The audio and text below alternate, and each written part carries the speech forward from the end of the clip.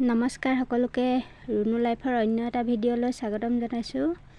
এয়া কেইখনমান ছিংগল মেখেলা মই লৈ আনিছোঁ, খুব ধুনীয়া শালত বোৱা, মই নিজে বোৱা হয়। এয়া এখন অকণমান মেৰুন ৰঙৰ, আৰু এতিয়া ভালকৈ দেখুৱাই দিম। এইখন বিক্ৰী কৰিম, কাৰোবাক লাগিলে ল'ব পাৰিব। ধুনীয়া এখন আকাশী ৰঙৰ হয়। অলপ মেলি দেখাইছোঁ ফুলকেইটা, মই নিজে বওঁ। আৰু মেখেলাকেইখন ভাল লাগিছে যদি ল'ব পাৰিব, মোক কমেণ্ট কৰিব। আৰু মোৰ চেনেলটো এতিয়ালৈকে যদি ছাবস্ক্ৰাইব কৰা নাই, প্লিজ ছাবস্ক্ৰাইব কৰি ল'ব।